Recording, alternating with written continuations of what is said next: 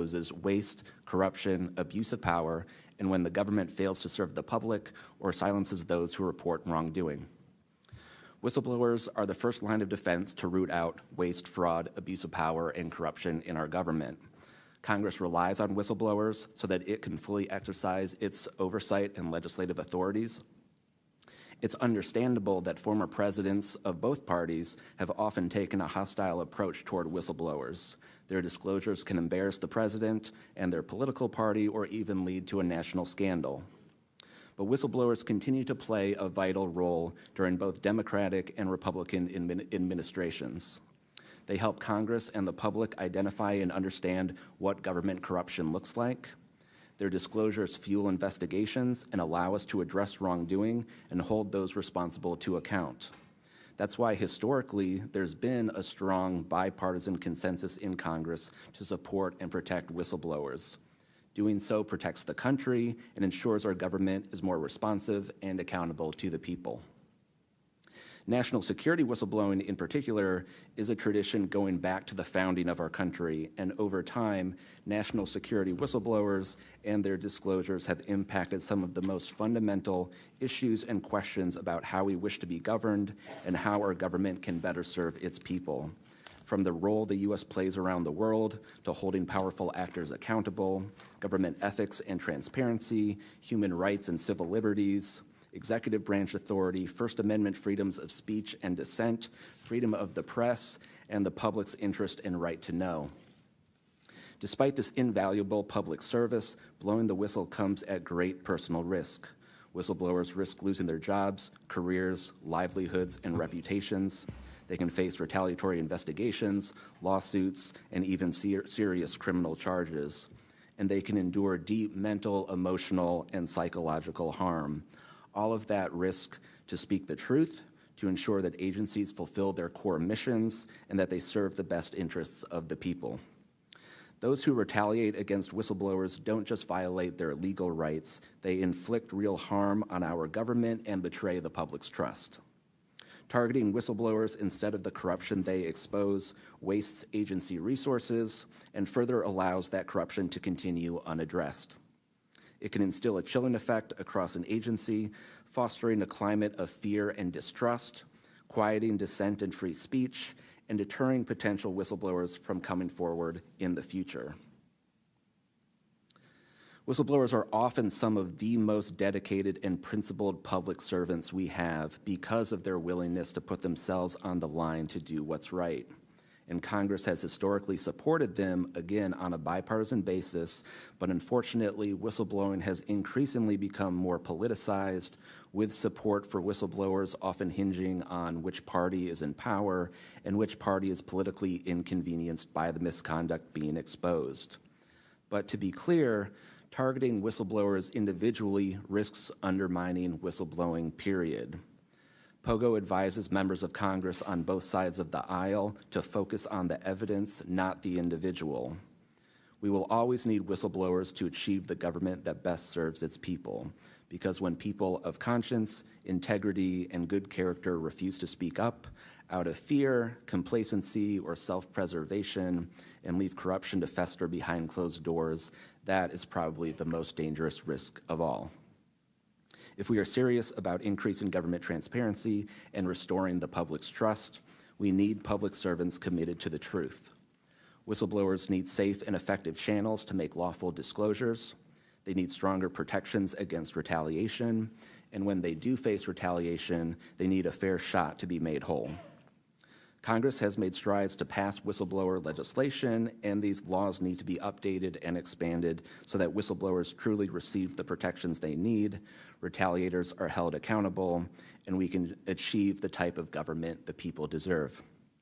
We strongly urge Congress to continue its historic tradition of championing the rights and protections of all whistleblowers. Thank you again for the opportunity to testify here this morning.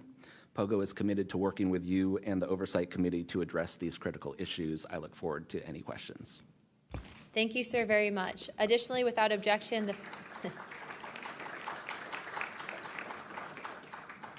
Additionally, without objection, the following members are waived onto the task force for the purpose of questioning witnesses at today's hearing: Representative Perry of Pennsylvania and Representative Grothman of Wisconsin.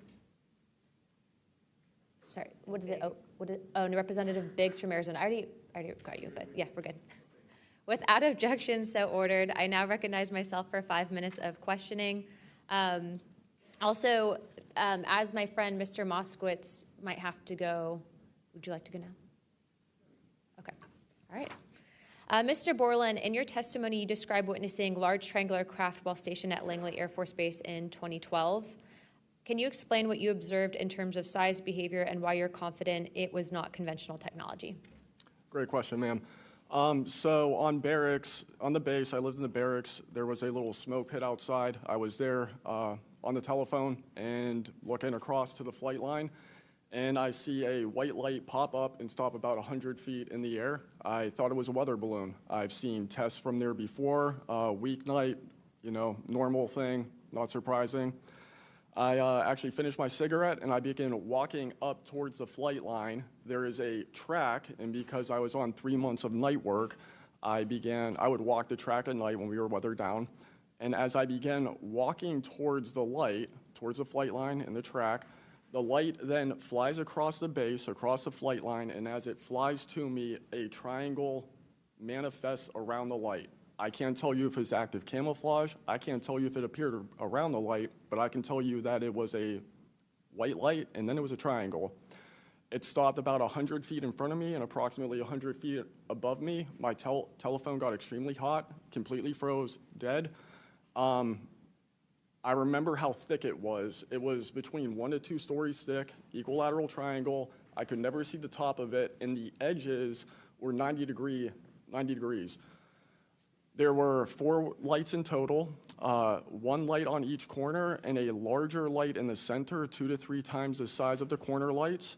But what was really odd was the outside.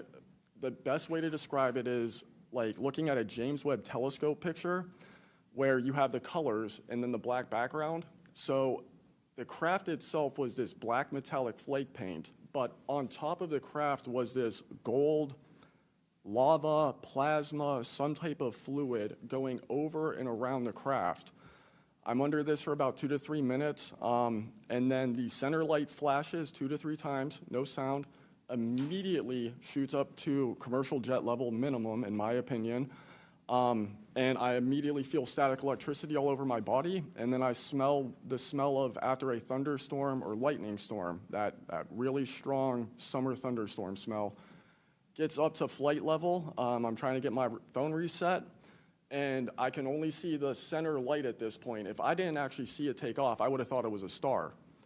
And then it hovers up there, and it begins to slowly move due east out over the Atlantic Ocean. I finally got my phone reset. The entire thing was about, from the time I saw the light pop up near the hangar until it took off out over the ocean, was about 15 minutes. And following up to that question, after you disclosed this information to the intelligence community, Inspector General, you're subject to phishing attempts and job blacklisting. How widespread do you think this is across the intelligence community for those who raise concerns regarding UAP programs? It's a difficult question to answer. I think prior to David Grush and people beginning this process of bringing people into awareness of the reality of these programs and certain things people have witnessed, probably extremely widespread.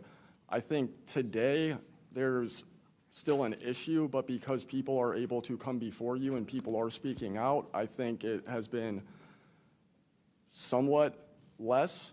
I would hope, though, that people would, because if this goes back into closed doors, this is going to get really ugly. What type of behavior have you witnessed from former Aero Director Sean Kilpatrick as well as his staff in relate to this information you provided to them? Did they ever try to classify this information as non-human technology? Good question. The problem with this is that I know what I experienced firsthand, and I know other things. I think the staff at Aero that I met with in March of 2023, I think they were good people doing the job they were told to do. I did not meet with Kirkpatrick. He was either not present or did not want to meet me that day. However, they did classify information about the reality of this subject, and it was very concerning because in my Aero MFR, they had actually referenced a former staff member that was the one who told me to go there, and they probably shouldn't have done that. And real quick before my time is up, and we might go to second round of questioning just so you're all aware, how important, given everything that you've seen and experienced, is the UAP Disclosure Act of 2025 in restoring both public accountability and trust? I think very important. I would hope, though, that the 7-year window could be shrunk, my opinion, but very important. The truth needs to be known. Thank you very much. I now recognize Jared Moskowitz of Florida. Thank you, Madam Chairwoman. Thank you for allowing me to wave on to the committee. I remember, the last committee when we had a bunch of former military personnel folks that either served on bases, were pilots, or were in different programs experiencing knowledge. It made me recognize that the narrative has changed, right? It's politically convenient for the government if you all weren't military folks in suits. It would be much better if you pulled up in Winnebagos and were wearing hats. And so the picture of this, because that's important for the American people on how you tell a story, what the message looks like, and who the messenger is. So this is now the second or third committee where we have former military folks with impeccable records, with information and knowledge. And it's definitely clear on a bipartisan basis that we have to protect our whistleblowers. There's no doubt. And in a day in which it's really hard to tell what's true or not from a political standpoint. And so I don't really know what is true. I don't know on this subject. But I do know when we're being lied to. And we are definitely being lied to. There's just no doubt about that. Mr. Wiggins, I want to talk to you. I find your background and testimony compelling. When you first saw what you were looking at, what were your first thoughts? My first thoughts were, I think everything that I was told and taught as a kid and as growing adult no longer, was applicable. If I'm able to see something that I thought defies gravity in such a way, then what else could be possible? That was my first thought. So did you think what you were looking at was a weapons program that you were unaware of, or did you think what you were looking at was obviously some extraterrestrial piece of technology? Neither one of those crossed my mind. It was just. How about now? What do you think it is now? I'm not the expert. I think it. I want to be as skeptical as everyone else and just hope to know the information. Anyone in the U.S. government tell you what you were looking at to try to dissuade you from what you thought it was? No. So no one was like, oh, there was some anomaly with the technology. No one from the government did that? No one. How do you think you were treated when you reported this information or have talked about, the Tic Tac video is well out there. It's well reported. How were you treated? I've had no pushback at all. I haven't had anyone reach out to me or try to, dissuade me in either direction, militarily speaking. So I was treated fair, and I appreciate the Navy itself with assisting me with coming here to being able to testify. That's good. So what do you think the American people should take away from watching your video, right? Because when we watch it, obviously, right, we've never seen anything like that. It defies what we know to be technologically possible. What are we supposed to think? Someone's lying about something. Someone's hiding something, right? That's not normal what you looked at. I think what the American people should think when seeing that video, along with others before me, is that there is something out there, and we should know as the people what it is. Right, and so let's eliminate possibilities. So they didn't come to you and say there was a technological error with what you were looking at. So we put that aside, right? They didn't say it was broken. So we look at that and we see something. So it's either a weapons program being reverse engineered by our governments or other governments, or it's nobody's government, and it's not from here. Those are it. You agree with that assessment? I agree. One or the other. Mr. Borland, when you first experienced what you were looking at, and what did you do next? Like, what was your next step after it had passed and you were done?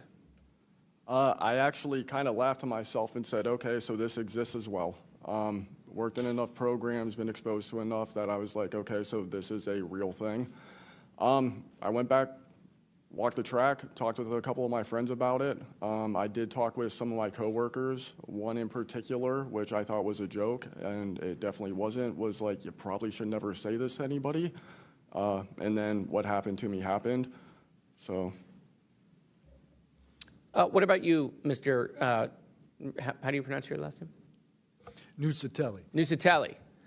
And sorry, I know I'm running out of time, Madam Chairwoman. So obviously your incident happened well before we could record things on cell phones and things of that nature, right? What did you do when you first experienced? Because what you saw, right, you saw it happen like right out of your base. Correct. So tell me what you did after you saw that. What was like your next move? And I want to hear what your experience was. My next move, I went into my house after it left. I made sure no one had been abducted, and I picked up the landline. I called the Security Forces Command Center. I reported it. I requested that they give me a call back and make notifications up the chain of command. I got a call back in about 15 minutes. They reported that the weather station reported no balloons or aircraft, nothing on radar, no aircraft inbound or outbound. So I got that notification. And then within the following day or two, me and the other witnesses wrote statements. We prepared a report, and then we filed all that information. Madam Chairman, thank you for your indulgence in my questioning, and thank you for continuing to lead on this subject. What do you and your friends think about it today? You all have talked about it. Yeah. I mean, so what do you think about your experience as a collective group? That'll be my last question, Madam Chairwoman. I mean, we've been talking about this for 20 years. We don't know what we saw. What we saw changed our lives and the way we think about everything. It was incredibly profound. The object I saw, I don't even know if it was an object. It was a light. It was an orb. It didn't look like a craft, but it did look solid. And that's what we talk about. We noticed the object, and this was a pattern across all the encounters. Someone would see a light. They would pay attention to the light. And then the object responds. It performs for you. And then they come down and they investigate you. So it's almost like they're curious. So that's the thing we primarily talk about. Why did it come after we noticed it? Maybe it noticed us after we noticed it. You're welcome. I now recognize Representative Mace for 5 minutes. Thank you, Madam Chair, and I want to thank all of our witnesses for being here today. Mr. Borland, I'd like to start with you and ask a few questions. Were there any other witnesses when you saw the equilateral triangle? Were there other witnesses that saw the same thing? Not to my knowledge, ma'am. At that point, the only people that would be awake is those of us that were doing operations for the GWAT and then security forces, so not to my knowledge. And do you think that, in your opinion, that the equilateral triangle was the U.S. government's technology? I did once upon a time, but knowing what I know now, I'll have to answer that question in a skiff probably. Well, my next question is, you teased us, so knowing what you know now means what? I know enough to know that if you want an answer to that question, go to Arrow. They have the answer. Do you think it was a foreign government? I do not, no. And Arrow was supposed to be disclosing. The last time I was in a skiff with Arrow, they said they were going to be doing disclosures. Had they been doing much of that? I don't have an answer to you you. I don't know. I know what Arrow reports publicly, and I know what I've been through. Yeah. And some of this stuff can be, I think, debunked, right? Sometimes there are weather balloons that look kind of a little funky, or drones or whatever, depending on the angle, direction, speed, et cetera. Are you scared for your safety? That's a complicated question. So being here today, if I say the wrong word, technically I can be charged with espionage. Espionage is a death penalty. Whistleblowers have faced it. John Kiriakou, for example. I am not scared for my physical safety in the sense of a agency or company coming to kill me, but I have no job. My career has been tarnished. You know, I'm unemployed, living off of unemployment for the next 3-4 weeks until that's gone. So it's a complicated question. Have there been stories leaked about your life to try to discredit you in the public eye? As of now, I don't know. We know they did that to Mr. Grush. I am aware. Yes, ma'am. They leaked his private medical information, horrific things. It is. Okay, you said in your testimony earlier with the chairwoman, you know other things. I guess that has to be mentioned in a skiff. It would. The other things. It would, pending I'm even legally allowed to speak on, and the people in the room are even legally allowed to hear it. And is that, would we need to know the compartmentalized word, like what the code word is or the name of the program, the special access program, in order to even hear it? You have to know the word, right? I would suggest the name of it, right? I would suggest that to be asked to DNI Gabbard and work with her for that, because I can't give you the answer on what is the requirement. But this is what the U.S. government does, right? They compartmentalize the information. Only certain people know the name of the program, and if you don't know it, you can't get the information. If you don't have the name, you don't know what to ask for. Even when we're reviewing the budget, we go into a SCIF, we look at DOD budget and the budget of like black box programs, and we don't know what we're looking at because we don't know what these programs are. Is it a way for the government to hide from Congress what's really going on and where the money's going? In my opinion, absolutely, yes. You mentioned, too, in your testimony earlier that, quote, you went to speak with the government and they said somebody's name, a colleague's name, and you said they shouldn't have mentioned that staff person's name. What does that mean?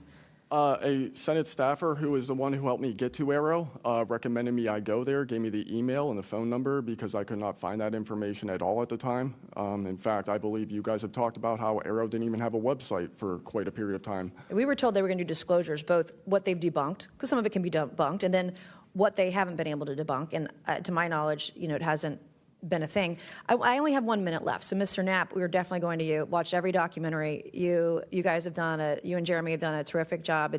I usually have more questions than I have answers. I think we all do, and you guys are doing a terrific job to bring information to the public. Do you think that any of this is a psyop by the U.S. government? Entirely possible. I mean, our government and other governments have admitted that they've tried to use UFOs to cover secret projects. But I think they also do some reverse engineering of those claims. So years after people start seeing UFOs over Area 51, for example, they come up with the story, oh, yeah, that was, we planted that story. So I read in a major newspaper just a couple of weeks ago, they planted this story. An Air Force colonel went out into the desert, went to a bar at Rachel, and gave them some fake UFO photos. And that's how the whole story about Area 51 started, which is preposterous. Yeah, and I didn't even get to the crash retrieval program stuff yet, Ms. Chairwoman. There's just so much. Okay, thank you so much for your time today. I wish we had more time. Thank you, Madam Chair.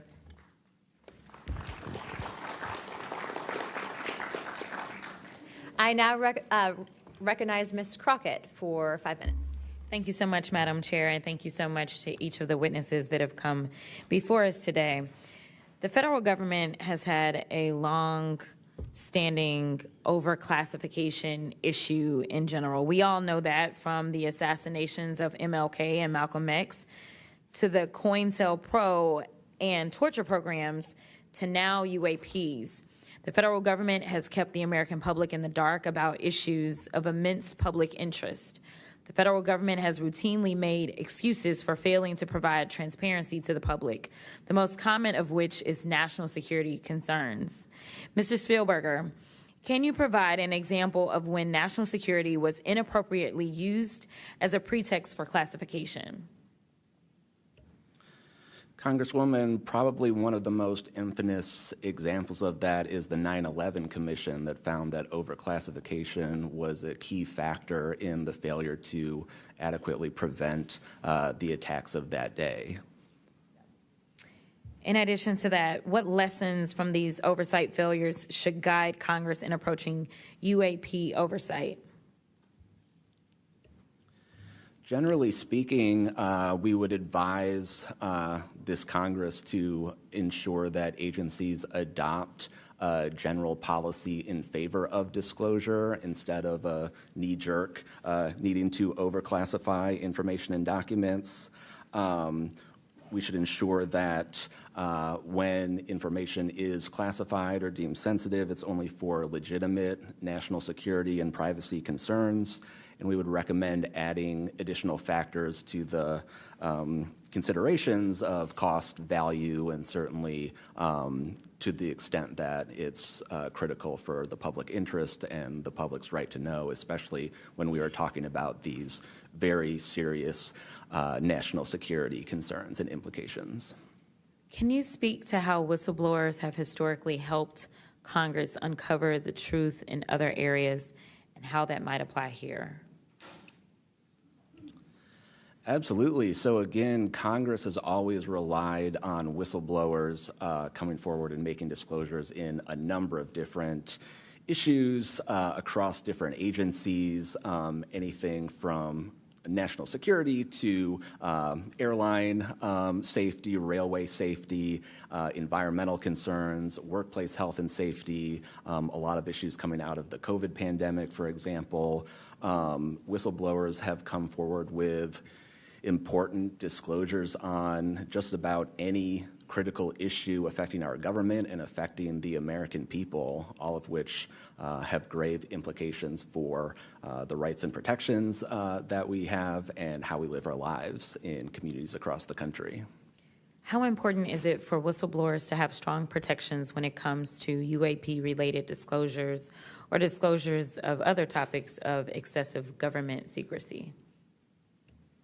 It's absolutely vital. This has been one of the disappointing failures of doing this work, of advocating for stronger whistleblower protections. We recognize the invaluable public service that brave whistleblowers play in coming forward, again, taking all of these risks that we've heard about just to speak the truth, to get important information out in the public consciousness, but they can only do so when we have safe and secure channels for reporting, when there is trust in the independence of agency watchdogs like inspectors general, like the Office of Special Counsel, like the Merit Systems Protection Board, that play critical roles in investigating whistleblower disclosures and enforcing the protections of whistleblowers. All of that is essential to allow whistleblowers to keep coming forward and playing these incredibly important public roles. Thank you so much. Let me just say this. People look at Congress, especially now, and they see a lack of unity. They don't see the ability for us to come together really on much of anything. I will say that I do applaud the chairwoman and the work of this committee because for once I feel like we are focusing on governing, which should be about transparency. The reality is that we cause more harm than good when we allow a lack of transparency to fester. It allows for all types of conspiracy theories instead of us actually making the investments that we need to make to get the information and actually provide it to the American people.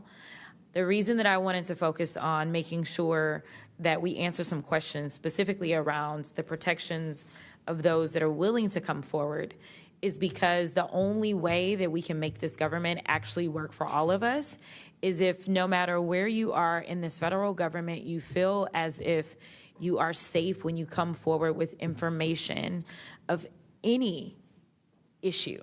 And so I do want to thank you for all of your stories. The reality is that we only get 5 minutes, and the vast majority of everything that you have to say cannot be contextualized within 5 minutes. But I know that my colleagues are going to get to kind of pulling some more of that out. But again, I really just want to thank you for your courage in this moment, and thank you for your service to our country.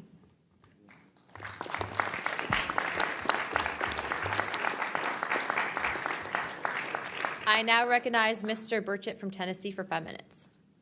Thank you, Chair Lady, and thank you, Ranking Member Crockett. I see a lot of friends out there, and I see a couple enemies, so I'll kind of remember that. But it's a pleasure being here. I want to remind people, too, this thing is an ongoing deal. We're not going to get this overnight. We've been fighting this battle, some of y'all, for 30 years and maybe longer. I hope we just keep focused on what we're trying to get to is total disclosure. We get a little wrapped up in a lot of things, but the government has something, and they need to turn it over to us. We pay their dadgum salary, you pay our salary, and you ought to get more out of us than you do. And that's what disgusts me about this whole thing. I think they're just trying to run the clock out on us, really. They'll poke us a little, and they'll make jokes to us and try to pull us off the target, but I think we know where we're at, and that's why they're firing at us, because we are over the target. My first question is, Mr. Knapp, I recently introduced the UAP Whistleblower Protection Act to help provide whistleblower protection to federal personnel for disclosing the use of federal taxpayer funds to investigate UFOs. I still don't want to say UAPs. How can Congress further increase whistleblower protections? I think you got to unleash the dogs and go track down the money and where it goes, because a lot of this stuff has been moved out of government. Sure. As you know, Rep. Burchett, it's been given to private contractors who've stashed it away. They've had it for so long that there's nobody left inside government, or very few, who know where it is. And they do that to keep us from FOIA, correct? Yeah, it's to keep it from FOIA. And I think that the contractors who've had this stuff for a very long time set their own standards about who is allowed to know what. And it's a very small group that ever cracks that. I think Representative Luna has been looking at the use of classifications to hide things. I'm not sure that even this committee getting security clearances that should allow you to see this stuff would allow you to follow where it really goes. I worry about the people that are looking at it and don't even know what they're looking at. I mean, it's gone through so many, since Roswell, for instance. I mean, you think there's nobody even alive that was around any of that stuff. Yeah, so. I don't think they've made much progress from the people that I've talked to. I don't think they've made much progress in learning that technology. Might have made some, but you wonder, the implication is tic-tac. Oh, yeah, that's ours. What flew over Washington, D.C. in '52, is that ours too? When are you going to break that out? You guys authorized tens of billions, hundreds of billions of dollars on weapon systems that can't do half of what we've seen UFOs do. So when do they break this out if it's really a classified project could change the world? I don't think they've made much progress, and I think they've been lying to us and to you and the rest of the world, and they're still doing it. Yes, sir, I agree with you. How did you manage to obtain the classified Russian UAP documents, and how did you get them back in the United States? Well, I met this Russian physicist who was in the United States lecturing. And I want to clarify that. I can't even take a thing of honey home on my airplane when I fly back to Tennessee. Yeah, so I did something pretty dumb. And I'm bitter about it, but go ahead. I did something kind of dumb. I met with these officials who, during that time period, glasnost, perestroika, the Russians were trying to open up to the world, and I saw it as a window of opportunity, and it was. And we were able to talk these folks into providing us information that otherwise we would never have seen. Some of that was classified. I found out that they only stamped the top pages of these documents that were classified, so I just removed them. I removed those pages, and I carried them out. And if they'd caught me, I'd be in a gulag still. Yeah. We'd be saying, what happened to George Knapp? Oh, yeah.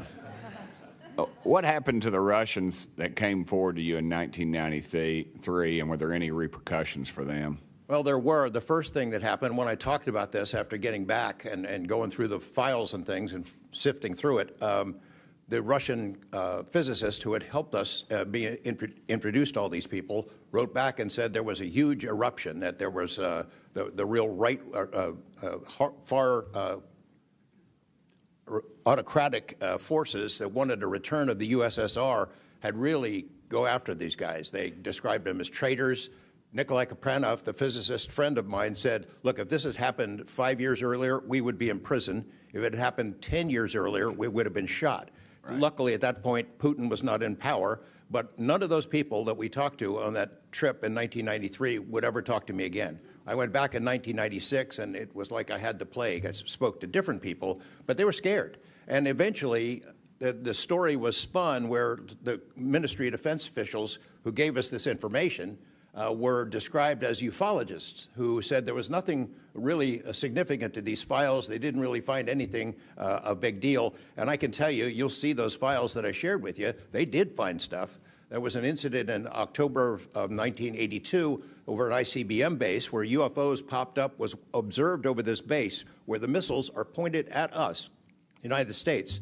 These UFOs perform incredible maneuvers. They split apart, they fuse back together, they'd appear and disappear, and right at the end of this 4-hour period, the launch control codes for the ICBMs lit up. Something entered the correct codes. The missiles were fired up and ready to launch, and they could not shut it down. The Russian officers were panicking.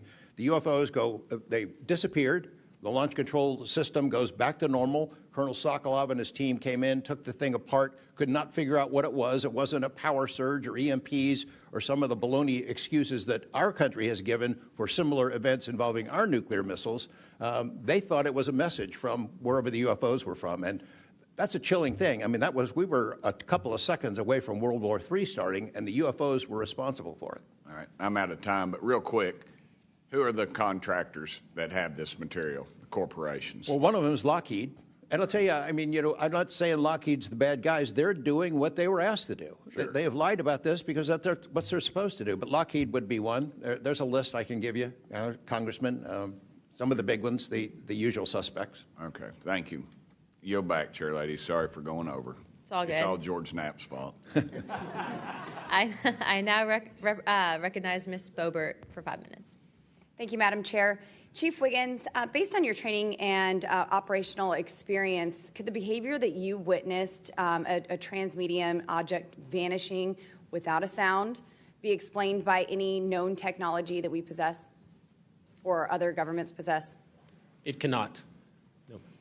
And has any government agency debriefed you or any of your shipmates regarding the EOIR and radar confirmed UAP encounter aboard USS Jackson? No one has, no, ma'am. What was that encounter like when you brought that up? If you want to briefly summarize that, when you brought that to their attention and then you were not provided any follow-up, who was told and how did you feel when there was no contact back to you?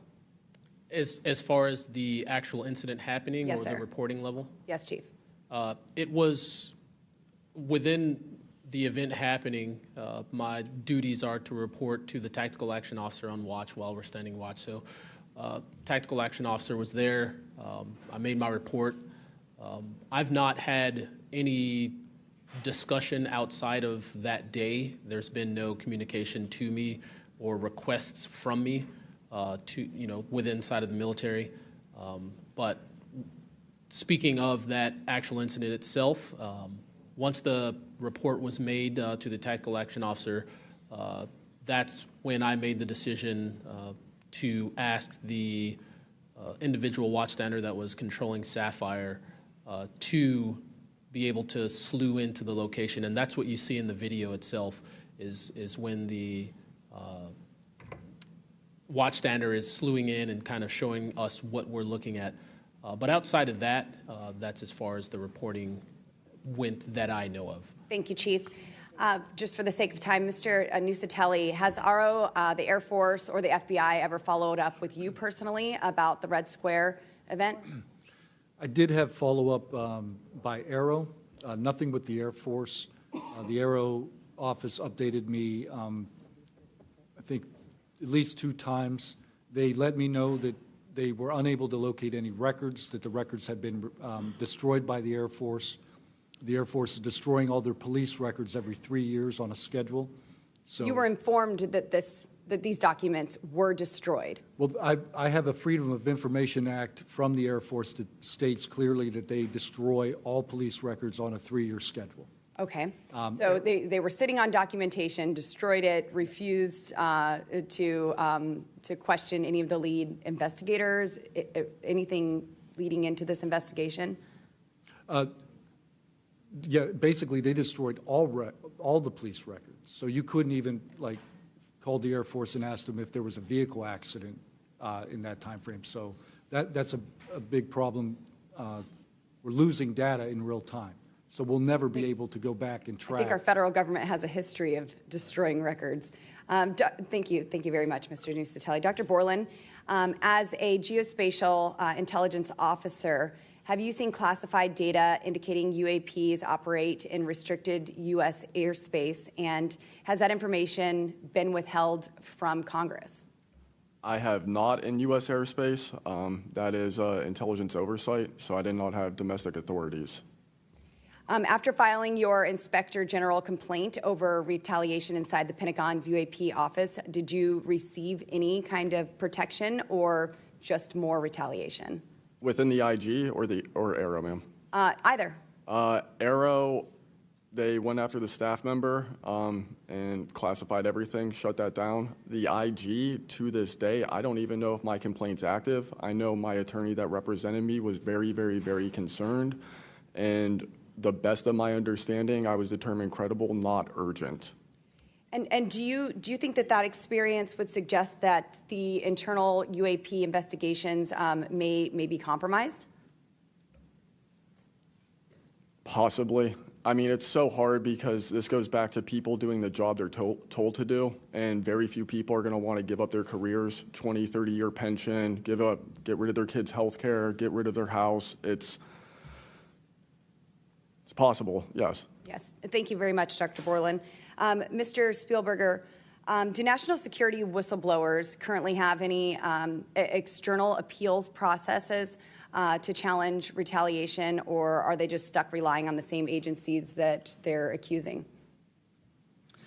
Congresswoman, this is one of the biggest concerns that we at POGO have, basically around the independence of investigations and accountability for retaliation. Basically, yes, national security whistleblowers have to rely on internal administrative processes that go through agency inspector generals. There are some differentiations, but the bottom line is that they are forced to rely on protection from the same agencies and people who they are alleging retaliated against them. Yes. Well, I thank you all for your bravery. We are out of time here. Thank you so much for coming forward, and we will do everything that we can to ensure that you are all protected. Thank you for trying to bring truth and transparency to the American people. Madam Chair, I yield. I now recognize Mr. Burleson for about 5 minutes. Thank you, everyone. It takes such great courage to come forward, and we acknowledge that, and I hope that you see that we are taking that seriously. And so very thankful for what you're doing today. I'm also very thankful for previous witnesses that have come forward. I see Matthew Brown in the audience. He courageously stepped forward and was as a witness. I encourage everybody to look and seek his testimony. I want to thank the people that came in our first hearing. Ryan Graves, David Grush, David Fravor. And in our second hearing, Admiral Gallaudet, Lou Elizondo, and Mr. Gold. And the many others that have come forward. We hear you, and it's time that we, enough is enough. It's time that we take action. Look, I'm not jumped to the conclusion that I believe that there are, aliens coming from another planet. But I'm open to that. And I think that it's our responsibility, especially when we're seeing that we have a government that is actively blocking information from us. Just last night, I tried to get an amendment onto the National Defense Authorization Act that fit in the germaneness of that bill to have UAP disclosure. And conveniently, it was named non-germane, mostly deemed by staff, not even an elected official. This is the kind of stuff that we repeatedly see. Last year, we were blocked by someone in House administration from being able to receive a full briefing from Arrow. So not an elected official, but someone in staff blocked us. And I've had it. Enough is enough. I want to cue up a video that I've been given. And as before it starts, I'm going to describe. This was taken October 30th of 2024. This video is of an MQ-9 drone tracking an orb, or this object, off the coast of Yemen.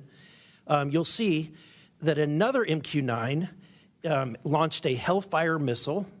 That you cannot see that drone, and so I'm not going to explain it to you. You'll see exactly what it does.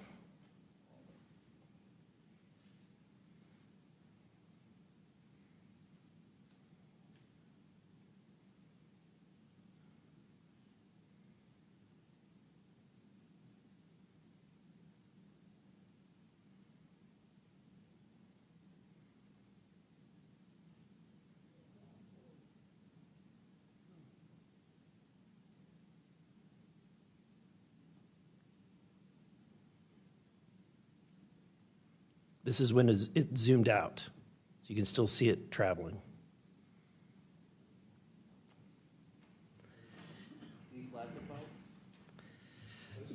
So, Mr. Knapp, have you heard about events like this occurring? And what information might you have? I have heard about events like this. I have heard about this event. Jeremy Corbell and I talked about it in one of our episodes a while back. We did not have the video, though. There are servers where there's a whole bank of these kind of videos that Congress has not been allowed to see, that the public hasn't been allowed to see. Occasionally, some of that stuff gets out in the wild, and it comes our way. It should be going to you. The public should be seeing this stuff. And why you're not allowed to, I don't know. But that's a Hellfire missile smacking into that UFO and just bounced right off. And it kept going. It kept going, and it looks like the debris was taken with it. Yeah. What the hell is that? What flies like that? Again, I'm not going to speculate what it is, but the question is, why are we being blocked from this information consistently? I want to ask this just question. How in the world, this is the document, I want to enter this in for the record if it hasn't already been entered, Madam Chair. The document that you provided on thread 3, this is a huge file. How in the world did you smuggle this out of Russia? Carefully. In your socks? I don't think I want to be really specific about it because I might have to go back there and get some more sometime. Although, okay. No, that'd be crazy to do that. Well, I took the top pages off that were stamped with the security signature, and I carried them out on my person. But the rest of them I just threw in my suitcase and threw some caviar in there as a distraction as well, and hoped for the best. Otherwise, I'd be a citizen of Siberia right now. And you had you reported James Lakatsky came to you with government possession of NHI craft and how they ultimately gained entry. Can you testify to the veracity of that claim? Dr. Lakatsky is an honorable man who served most of his career with the DIA, a very trusted, high-level rocket scientist and intelligence analyst who inspired the OSAP program, as I said earlier. And in full disclosure, I've co-written 2 books with him. He dropped this on myself and our other co-author out of the blue. And it took 14 months for us to get DOPSR approval for him to release 2 sentences on that. He said this craft, we had managed to get inside of it. It had no wings, no rotor, no tail. It had no fuel tanks. They didn't know how it flew or how it was operated. It clearly looked like it was aerodynamic, but he would not go further. He's a by-the-book guy, and until he gets clearance to say more about that, I don't think we're going to hear much more. But it's not ours. It wasn't ours. We didn't make it. We didn't know who made it and how it was built and how it operated. We've got at least one, and I don't know. I think that's enough confirmation that we do have recovered discs and materials. Lastly, Mr. Borland, in the classified realm, have you been exposed to undeniable confirmation of NHI technology? And then my second question is BASE Systems involved in any way with reverse engineering exploitation of non-human intelligence craft? Yeah, we're gonna have to have a conversation this Skip for that. Whether I'm legally even allowed to answer that, and whether you're even allowed to hear it, sir. Okay. Again, you can sense our frustration. And so I just want to thank you for coming forward. We will continue to fight because, look, this is about making sure that this government belongs to the people and restoring the republic the way it was intended to be. Madam Chair, I also have further witnesses of courageous individuals. It was given to me by Dr. Stephen Greer, including Michael Herrera and his testimony. We have Roderick Castle and his testimony, Randy Anderson, his testimony, Stephen Digna, and others, 3 others, all saying similar things to what the witnesses today have said, and I would like to enter that into the record as well. No objection. Thank you. I now recognize Representative Lee for 5 minutes. Thank you, Madam Chair. I think we need to make sure that we don't get distracted by sensational stories only of unidentified anomalous phenomena and lose track of what the core of this hearing is about. This is all a perfect example of why whistleblowers are so important and why it's so important that we step up and protect them. With Trump RFK Jr., EPA Administrator Lee Zeldin, and others committed to dismantling government and firing professionals who do dare to speak out against the threats this administration's disastrous policies create. We have to focus on protecting all whistleblowers, not only the ones who are reporting on UAP. I'd like to thank the whistleblowers who have agreed to come before the committee today and speak their truth. This administration's claims to care about waste, fraud, and abuse, and so often it is the whistleblowers who care and who are the tip of the sword fighting against the real waste, fraud, and abuse. One study found that whistleblowers expose fraud at more than twice the rate of third-party auditors. So, Mr. Spielberger, what are some of the best examples of whistleblowers exposing fraud and abuse in the federal government? Thank you, Congresswoman. Again, whistleblowers have played such a vital role across so many different issues. One prominent example goes back to the 2014 VA waitlist scandal. POGO actually played a very instrumental role coordinating with Iraq and Afghanistan Veterans of America. At that time, we received tips and whistleblower disclosures from over 800 different individuals talking about the VA subjecting veterans to extensive wait times in order to get the basic standard of care that they deserve. It's certainly prolonged serious illnesses, even contributing to hastened deaths, and we were able to help shed more light on that issue, which I think just emphasizes the importance, even outside of the national security context. We are often still talking about serious issues and even life and death concerns. And unfortunately, whistleblowing can lead to serious repercussions and retaliation, especially in this vindictive and lawless administration. Mr. Spielberger, in the past, what kinds of retaliation have they faced, and what are we seeing today under the Trump administration? So we've certainly heard about a number of different examples of retaliation. One that I'd like to highlight that Mr. Borland referenced previously is retaliation through abuse of the security clearance process. That can have grave implications not just for a whistleblower, but also their ability to seek legal counsel and defend themselves against retaliation. And when we look at the past several months of this administration, unfortunately, we've seen a really systematic approach toward dismantling the nonpartisan civil service. We've seen the mass firings. We've seen undermining of independent agency watchdogs, mass firings of inspectors general, undermining the Office of Special Counsel, the Merit Systems Protection Board. Again, these entities that are meant to be independent and play a critical role in investigating whistleblower disclosures and ensuring that their rights are protected. Yeah.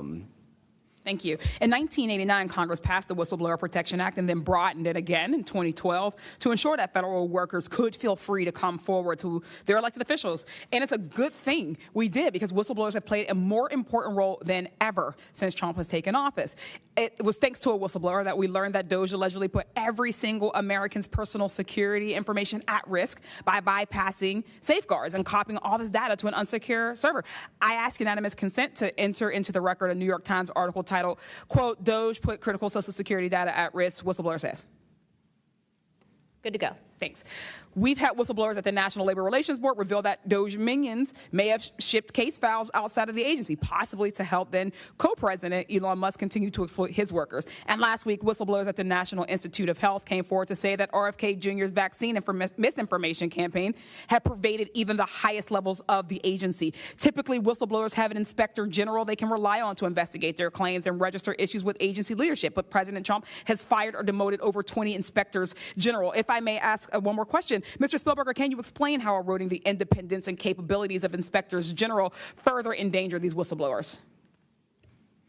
Absolutely. So again, whistleblowers already face incredibly great challenges in coming forward under normal circumstances. And when we erode these entities that are expected and required to enforce whistleblower protections, fairly investigate their disclosures, it calls into question the integrity of their investigations and findings, whether they'll take whistleblowers seriously when they come forward, and whether we can trust that they will use their authority to enforce the protections of whistleblowers who do come forward, essentially whether they will continue in their role as an independent watchdog or basically become a lapdog for a current or future president. Thank you. And I will take no more liberties. I yield back. Thank you. I now recognize Mr. Crane for 5 minutes. Thank you, Ms. Chairwoman, for holding this hearing. Thank you to the witnesses for appearing. In the effort of transparency here, I got to admit to the witnesses that, growing up, I really never believed in UFOs or any of this stuff. I always thought it was a little kooky and whatnot. But, after hearing, your testimony from honorable service members, watching videos like my colleague, Mr. Burleson, just presented, I got to admit, I've become a believer.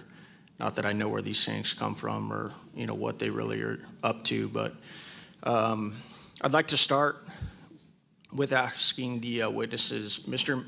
Nusatelli, you were in the Air Force, right? Yes. Did you believe in UFOs prior to your encounter? I've always been interested. Okay. Yes. Chief Wiggins, you're currently in the Navy, is that correct? Correct. Did you believe in UFOs before your encounter? I did. I'm from Las Vegas, and I've watched George Knapp my whole life. Okay. What about you, Mr. Borland? I have always been open to where facts go, so. Were you guys scared or hesitant to come forward and tell your story because of fear and believing that you might be reprimanded or ostracized from society because of your stories? Mr. Nusatelli? Yes, absolutely. I probably would not have come forward if I didn't have documentation to prove some of my story, and I also wouldn't have come forward without the people that paved the way for us in the first congressional hearing. So, Chief, what about you? Once I got the okay from the Navy from top down, that gave me a level of relief. Prior to that, I didn't have any thought left or right of that, but thank the Navy to give me the go-ahead, and that gave me the relief that I would not have any level of reprisal or anything happen to me. Mr. Borland, how about you? Absolutely. I mean, after I went through everything, it was pretty clear that I caused a major issue in the executive branch, so I did what I was supposed to do, and that's why I haven't spoken publicly. That's why I'm happy to be here. This is how I wanted this to be done in regards to me. Mr. Borland, why do you think that you faced reprimand and discipline for your effort to come forward and be transparent about what you saw? About what I saw is the reason why I got into what I know and has been disclosed to Aero and the IG. And I think that information, well, it was labeled an extremely sensitive national security issue. Thank you. Mr. Knapp, I've watched many of your videos on Joe Rogan and other places. One of the big questions, I think, for many of us is why do you believe that the federal government refuses to be transparent about this issue? I think there's probably multiple reasons. At the start, when these things first started invading our skies in large numbers, we were scared. It was right after World War II, and we didn't know what they were, and they didn't want to panic the public, and that was probably a good call. Over time, I think the lying sort of became institutionalized, Flights over Washington, D.C. in 1952, they're seen, they're captured on radar, jets are chased after these objects, and then we get an explanation it was a temperature inversion. And those kind of lies have been told for a long time. What was told to me by an investigator from Congress, a guy named Richard D'Amato, who was sent after this story by Robert Byrd and Harry Reid, he came out to Nevada, tried to get into Area 51, did get in there, looked around, talked to people, trying to get to the bottom of it. He believed that this program, reverse engineering, et cetera, was had been moved inside these corporations. And he said, when this comes out, people are going to go to prison. And he meant people who were basically misusing legitimate national security funds, tens of billions of dollars, in order to keep this cover-up going. I also believe there's a legitimate reason for the cover-up in that there is undeniable connection of national security involved in this technology. If we are racing for it to master that technology against the Russians and the Chinese, which is what I have been told by Senator Reid and many others, then it is a race that's critical to our survival. There could be a form of disclosure, I think. Yes, it's real, it's from somewhere else, without revealing all the details that would allow someone else to have an advantage in the race for this technology. Thank you. Finally, I'd like to enter into the testimony a letter I sent to the DoD regarding the case of Major David Charles Grush, a UAP whistleblower who's been extremely helpful to this committee. Unfortunately, due to his participation in the disclosure of UAP, he suffered reprisal like the removal of his clearance, denial of promotion, and loss of medical retirement. I wrote the DoD on July 24th, 2025 on behalf of Major Grush, and I'm still waiting for a reply. I appreciate any help the committee can offer to get a response. Thank you. I yield back. Without objection, we'll be following up with the DoD after this hearing. Thank you, Representative Crane. I'd next like to recognize Representative Gill for 5 minutes. Thank you, Chairwoman Luna, for holding this hearing, and I'd like to yield a minute of my time to you. Perfect. My first question is to Mr. Knapp. Mr. Knapp, how do we know that the files that you obtained from the former Soviet government are not BS and just given to you as a disinformation campaign against the U.S. government? That's a good question. So I shared some of them with the Senate Intelligence Committee when I first got back because that was requested by the Russians who shared some of that information with me. Secondly, I gave all of that material to the DIA through BASS, the OSAP program. Sorry for the acronyms. Can you name names real quick? Sorry. At BASS or OSAP? Who did you give them to directly? I gave them to Robert Bigelow and to Jim Lukatsky. And they hired a whole team to go through them and retranslate them and analyze it, and they created a structure of how the UFO programs in the USSR and Russia were put together. They said they were real. The other person who said they were real is David Grush. Noted. Thank you. Representative Gill. Yep. And thank you. I'd like to yield the remainder of my time to Eric Burleson. Thank you, Representative Gill. Mr. Wiggins, Chief Wiggins, in your view, what mechanisms, such as internal protocols, witness debriefings, or cross-agency documentation, should be better established in order to ensure that such a credible sighting, like the one that you have given, are preserved and made available to oversight bodies like this? Thank you, sir. As a active duty Navy member, our mission is to carry out the ship's mission or the command's mission. And we, on a general basis, don't have knowledge of what to do when we see things like this. We just don't. We're there to do our mission and do what's told of us, right? So I think what would be important is giving active duty members a clear way of being able to report things like this to where it gets to this point. And ensuring that we have a standard level of understanding that there wouldn't be any level of reprisal or anything happening. Because, you know, I've been in the Navy for almost 24 years, but what about the sailors that have been in for 2 years that experience things like this? They're not going to have the knowledge, or they'll probably be a little bit more fearful to speak up, being it that their career is just starting. Yeah, I want to commend you. You're the first witness to come forward that is currently serving, and it's recognized. And so I thank you. And your testimony is unbelievable. Let me ask this question: are you familiar with the Witness Protection Act that Representative Burchett has filed?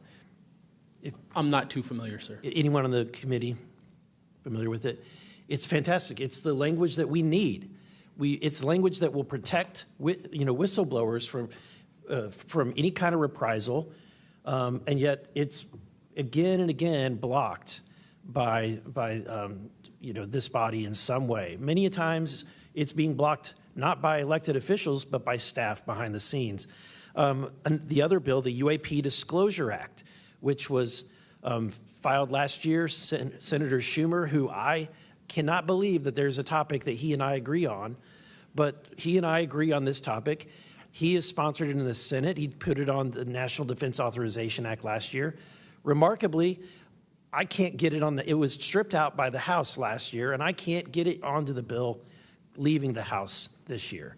Mr. Knapp, how far would that bill go to actually getting the answers that we need?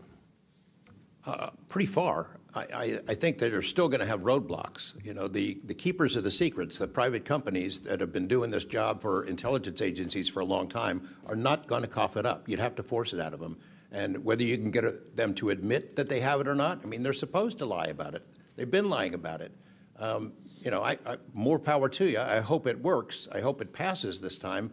But it's a daunting challenge to get them to open up after lying about it for more than 75 years. Yeah. And then finally, Mr. Borland, when you engaged with Arrow in 2023, you noted that their public statements did not match the reality that you and others had witnessed. In your assessment, what were the key limitations of Arrow? You know, I would put it to you this way. The statement Arrow has made is scientific evidence of extraterrestrials. Scientific evidence requires a scientific control. Extraterrestrial is an entity on another planet. The only way to scientifically prove extraterrestrial is we have to go to that planet, acquire technology, bring it back, and compare it to what we have here. So you're saying they won't let anything out because, or they won't come forward unless they confirm that unless they go to the planet and confirm where its origin is? That would be scientific evidence, yes. And by that statement, Arrow found no scientific evidence of extraterrestrials is basically, I don't want to call it a psyop, but a misrepresentation, because we do have things. But making that statement is not technically a lie. It's a misrepresentation of the full truth. Thank you. Madam Chair, may I, just since we're on that topic real quick, how do we get to these other planets? How do we pass the Van Allen radiation belt safely? Good question for you. I cannot answer that for you. I would now like to recognize Mr. Perry for 5 minutes. Thanks, Madam Chair. I think I'll start with maybe Mr. Borland.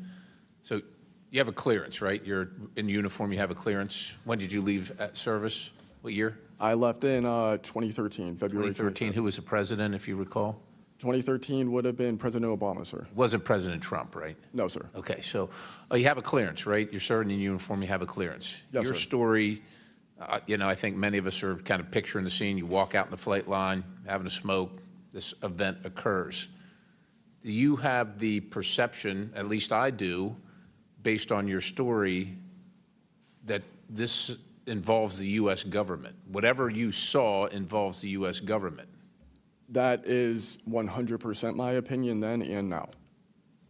And was there an after action? Do you do a daily debrief of the activities of the day? Was any of that recorded? Was there a conversation with the command? Was there any documentation that you know of at the time? Not to my knowledge. I mean, like I said, I talked about it on the ops floor, and a couple of people had pulled me aside, some older enlisted, and were like, you probably want to keep that to yourself. So did you get the impression that they knew what you were talking about, just didn't want you to harm your career or seem crazy, or that they didn't really witness? Did you know anybody else that witnessed what you saw?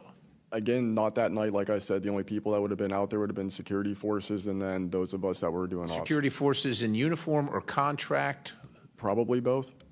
Did you talk to them? Did anybody talk to them in an after action? Not to my knowledge, sir. Was there any interest in the command to determine and verify what you saw? Not to my knowledge, sir. It's unfortunate. Chief Wiggins, thank you for your service. Gentlemen, thanks all of you for your courage to be here. Your story's a little bit different. Sounds like it, well, for both of you guys, and also Mr. Nusatelli, if this were sanctioned by the U.S. government, even though you have a clearance, but it's classified above the clearance level, do you see any reason why they would allow you access, being present, viewing it, hearing it, you know, being around it? Like, what is this, an accident? Like, does the U.S. government make these kind of accidents? They make accidents, mistakes like this? Like, we're doing this test of this new system, and we forgot these guys were standing here. Does that sound like something that the U.S. government would do? No, sir. Some of the launches we were doing were like $5 billion projects that had taken like 10 years to develop the technology. and these objects were coming right up to the launch pad. So any kind of mistake, I mean, it could cause a catastrophe. Right. So it's very confusing why these objects would be operating in and around our bases or during training exercises. So it would lend you to believe that the U.S. government had nothing to do with whatever it is you saw. Correct. They wouldn't want it there because it would potentially interrupt the proceedings at the time. Was there an after action? Was there a discussion by your command? Was there an investigation? It's pretty significant activities that you were involved in. Was there an investigation that you know of? We conducted investigations in real time. Right. And we document all the evidence, but as far as anything from higher up, I don't know if there was an investigation done. No information came down on what we should do. Were you ever to interviewed at someone else's request? About that incident? Yeah, about the incident. I don't believe so. Do you think you find that odd? If something happens, you're around multi-million, maybe billion-dollar operations and launches of national security interests, very sensitive. There's an anomaly in the operation. The only person witnessed it, saw a UAP at Vandenberg at that time frame, that was interviewed was the one that witnessed the thing land.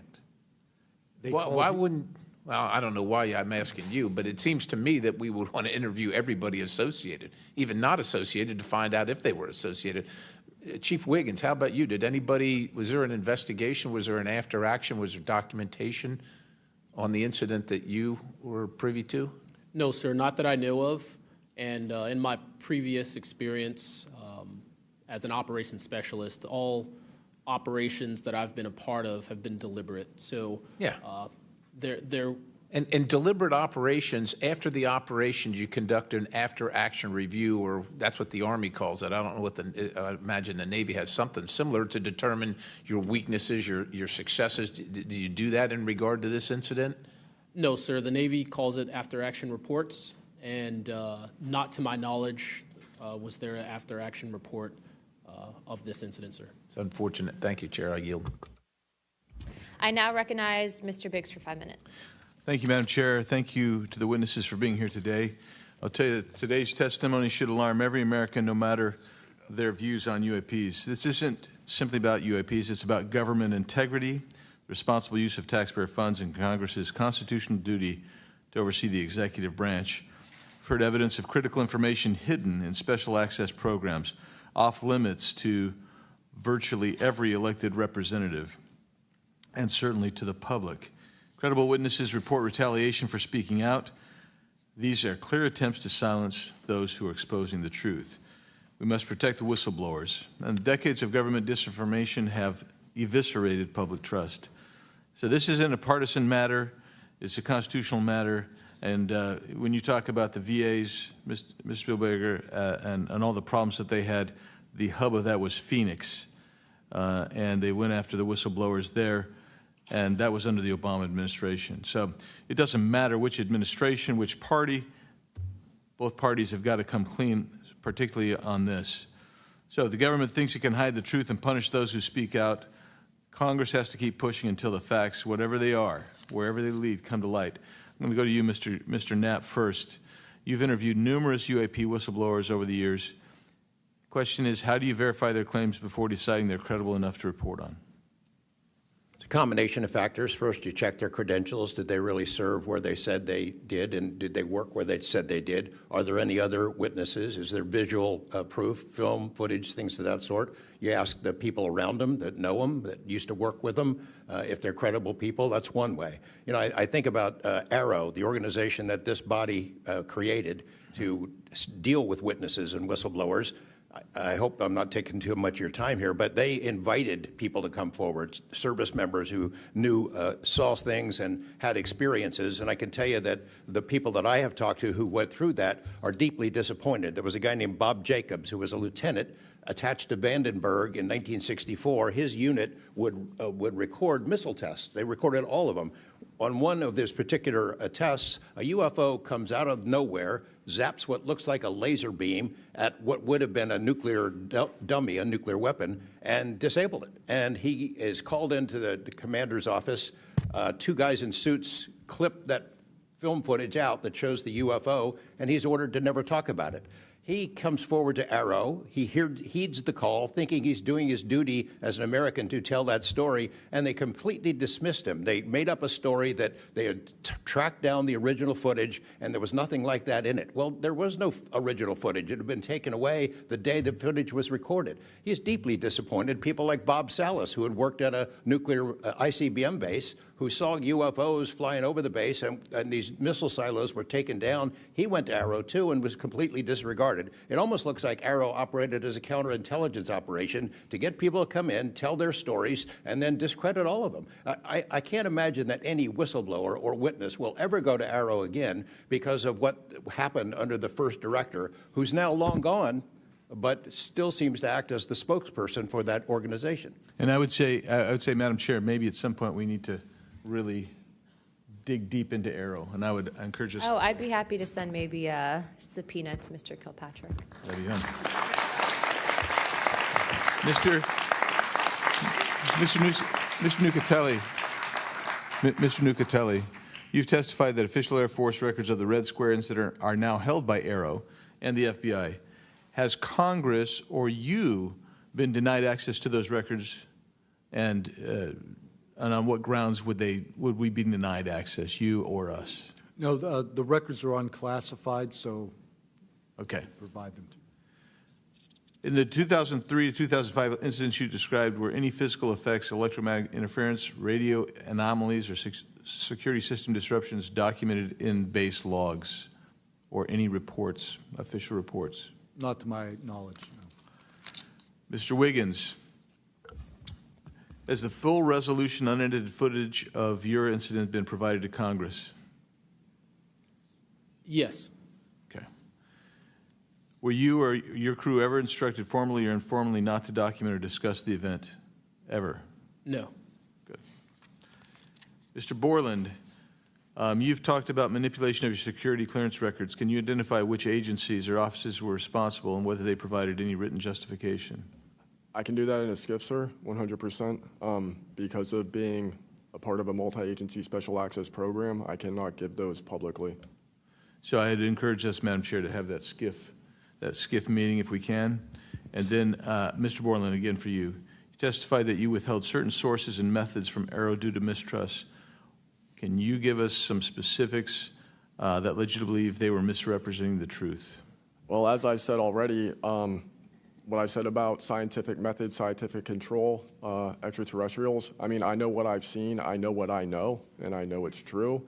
So any agency that's going to go public and try and manipulate the public perception of this subject in such a way that is negative when I know the truth about it is why I had extreme reservations with it, and also what I've been through and other whistleblowers and people in the know about this subject have been through. So, Madam Chair, thank you for letting me wave on. I think the key thing there you talked about was manipulation of message, manipulation of narrative. That is really the problem with this entire the system that we've seen since you've started these wonderful hearings, Madam Chair, and I thank you so much. Thank you, Representative Biggs. The chair would now like to recognize Mr. Begich for 5 minutes. Thank you, Madam Chair. First question, Mr. Borland, earlier today you mentioned that in a skiff, you would be able to discuss whether a member of Congress is actually legally able to access certain information. Under what authority would a member of Congress be restricted from accessing information on this topic, even within a skiff? I would suggest reaching out to Director Gabbard and speaking with her about that. I'm hopeful that this goes back to the executive branch and who even has authority. Unfortunately, I can't give you a 100% solid answer because I don't even have that knowledge. Next question to George Knapp. What is the estimated annual budget, your view, for the program for investigating or reverse engineering UAP-related technology, including official, misappropriated, or black budget funds? I wouldn't have a clue. I don't know of any person that's ever seen it. Does anyone on this panel wish to address that question? Okay, moving on. Are any of you willing to name specific gatekeepers within the root cell of the UAP-SAP Federation?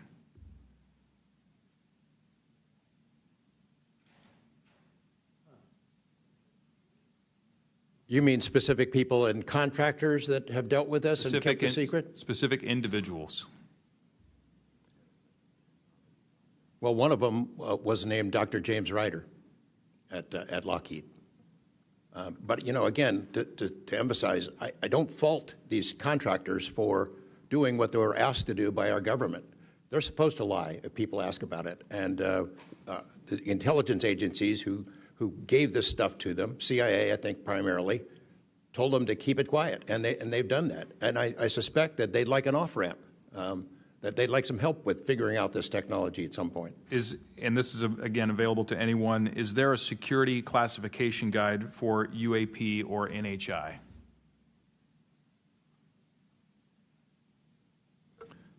I remember in the 2003 or 2023 hearing, it was stated that all UAP-related material is classified secret or above. I have a name for you. Go ahead. Glenn Gaffney, CIA. Glenn Gaffney, CIA. Another question for you, Mr. Knapp. What is, in your view, having investigated this issue for so many years, what is the long game with respect to disclosure of this information to the public? Because with the advent of essentially a video camera and a high megapixel phone in everybody's pocket, at some point, this information is going to be impossible to withhold from the public. What do you think is the long game here? Well, the secret's out. I mean, how many videos have there been already? You know, videos that are leaked from within the military and intelligence agencies and contractors and sensor platforms. It's out there. But they have the high ground. The people that don't want us to take it seriously dismiss it, discredit the witnesses, come up with a cover story. I mean, it's been out there a long time. The public senses that it's real, and the people in authority dismiss them. It's a game that's been going on a long time, and I don't think they're ever going to release it. I think that there's an attitude among the people that have been involved in this for a long time that the public doesn't deserve to know, and that the public probably can't handle it, but they can. Final question, again, this one's open to anyone who'd like to answer it. Describe your understanding of the org chart or lines of control within the executive branch with respect to these topics.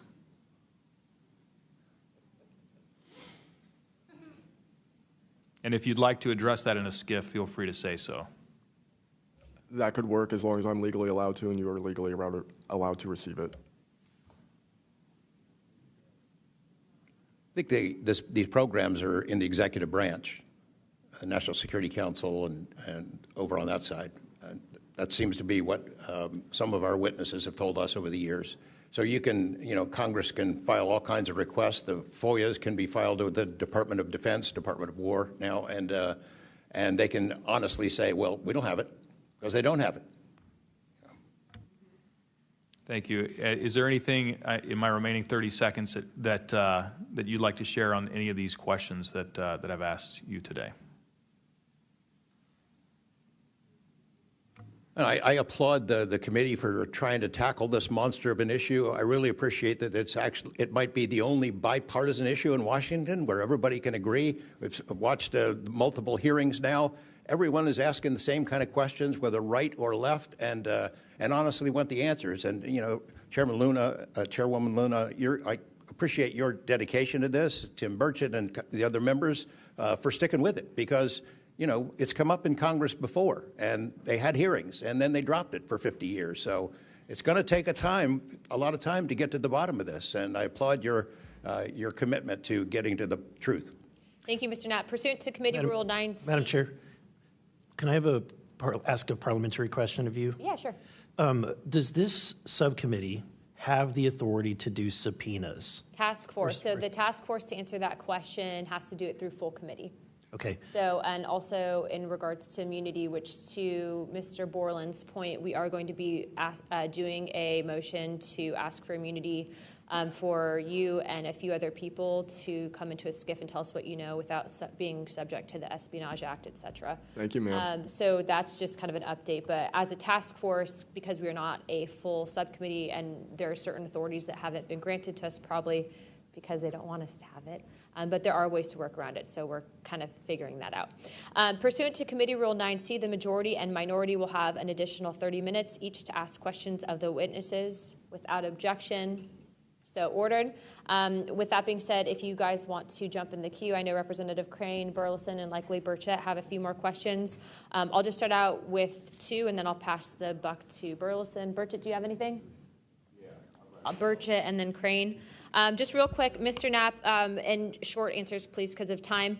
How much of these alleged Russian crash retrieval documents have already been physically out there? So, I mean, percentage-wise of the documents that you submitted to Congress, what was public already and what was not newly released? Maybe 1%. Okay, so the rest of it should be predominantly new information. Yep. Also, can you just elaborate real quick? I know you had, I think, mentioned a Thread 3 program, but also alleged in those documents, I got through maybe half of them last night. There's a lot, and I don't speak Russian, contrary to what my people might allege. What does the Thread 3, was there any specific programs that existed within the Soviet government or groups to specifically investigate this by name real quick? It's a number. There's a number in those documents I gave you. There was a larger program that actually had 3 sub-programs that was, Thread 3 was the name I got, and then the DIA guys who looked at it figured out there was a much larger organization. And it's listed in those documents? Yes. Okay, thank you. Real quick, I'd like to ask the committee to replay that video that Burleson had played earlier. I want to ask every witness here, specifically ones that have sensor training or have been able to recognize some of this movements real quick. So if you guys can please roll that real quick.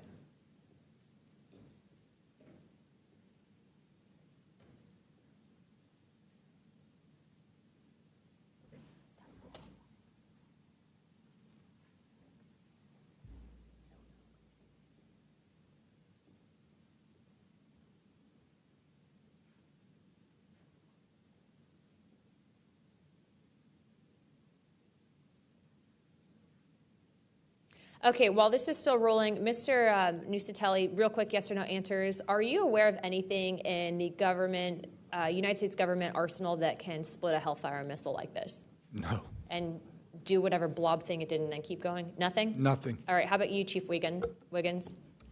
Nothing to my knowledge, ma'am. Okay, and how about you, Mr. Borland? I prefer to answer that in a skiff.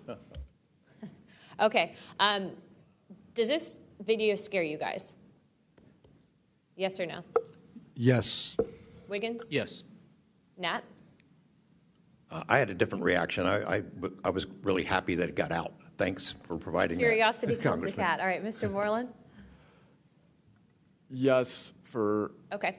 All right, that is the end of my questioning. I'd like to now recognize Mr. Crane. Thank you. Chief, I was on a ship for a little bit. I was a gunner's mate on the USS Gettysburg for a couple of years. My question to you is, when you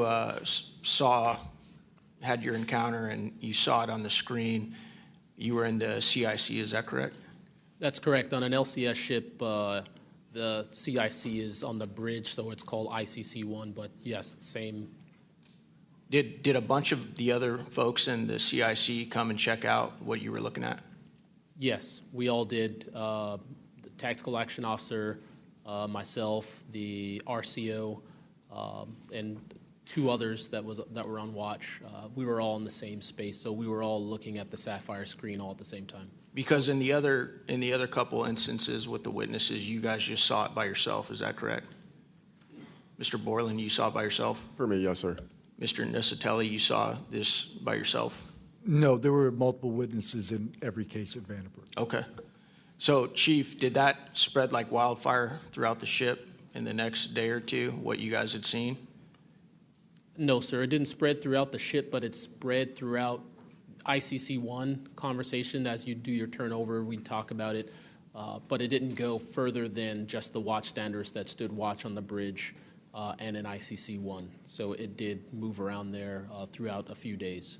I'm kind of surprised. Stuff usually spreads around the ship pretty fast. Why do you think the rest of your fellow sailors on the boat didn't hear about it? Potentially uninterest, possibly, with engineers or combat systems like yourself, don't make their way up to the bridge enough to get within sight of the circle of talk about the incident. Was it hard for you to get permission from the Navy to bring that video? I myself didn't bring the video. I just saw the video. When I saw the video, I got in touch with Admiral Gallaudet. That's how I wind up knowing about the video itself when I first talked to the Admiral. And you can hear my voice at the back end of the video, and I was like, hey, that's my voice, and I wanted to talk about it. How long did that encounter take place, Chief? So the encounter itself, from the time I recognized on my radar to the time after the video ends, was probably about 5 to 7 minutes.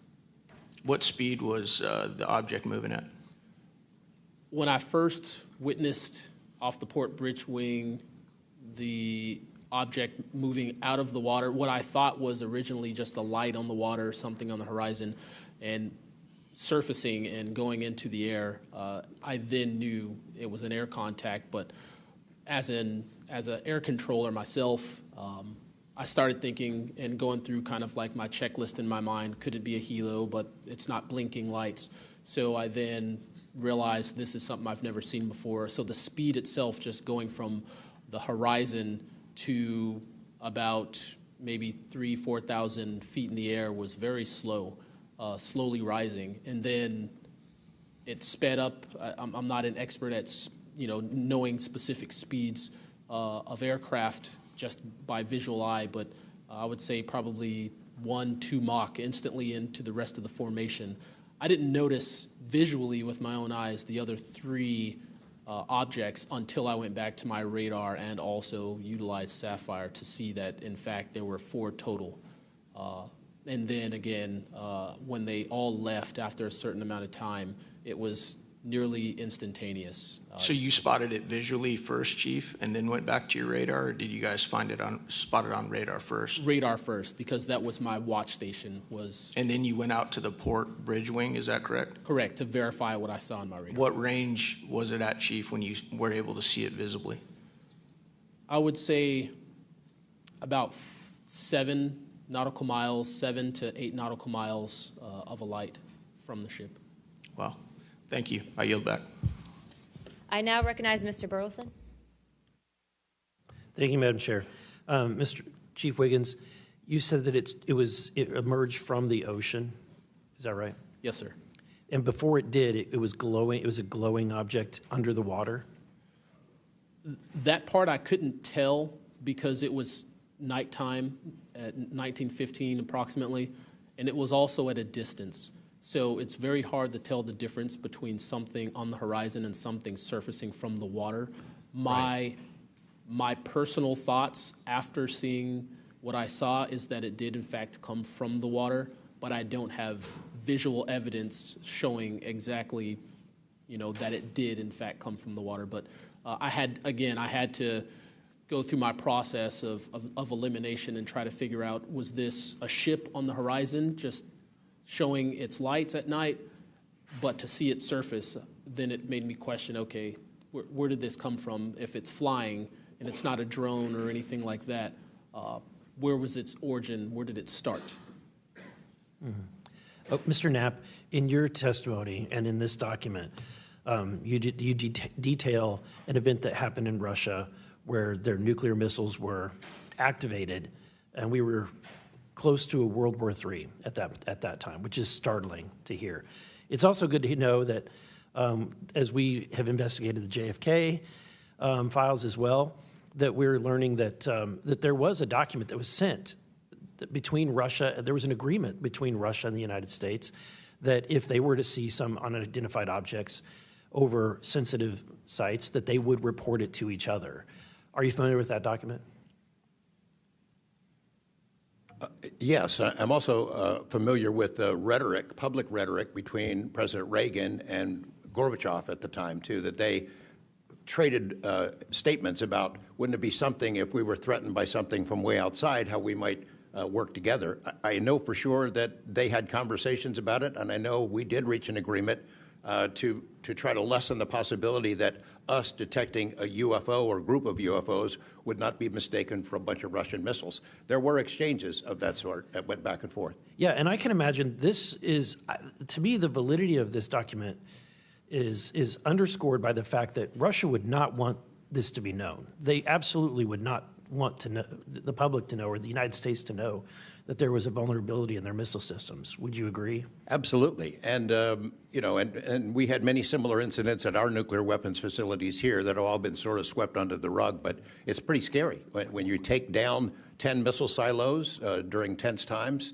and you don't have a better explanation for it than it was a special test of security mechanisms or using EMPs, which is a preposterous explanation. Real quick, we're going to cut to Mr. Ogles. He just got back. So we're in a special kind of lightning round, so 5 minutes, and then we'll go back to our line of questioning. Thank you, Madam Chair. At this point, I think it's clear from the hearing that there's advanced technologies that are taking place in our airspace. The question is, and I posed it in one of the previous hearings, is it ours, is it theirs, or is it otherworldly? There may not be a silver bullet at the moment, but when you look back through the hearing and the evidence that's been presented, if you're going to point the American people to one piece of evidence to start their journey on this topic, what would you suggest, sir? One piece of evidence. I would start with this hearing, in the first hearing. There is no evidence. But is there a specific, exactly, but is there a specific evidence or footage or document that you think lends extreme credibility to what we're discussing today? I would say this new video we're seeing today is exceptional evidence that we're dealing with something. With the kinetic? Yes. Mr. Wiggins?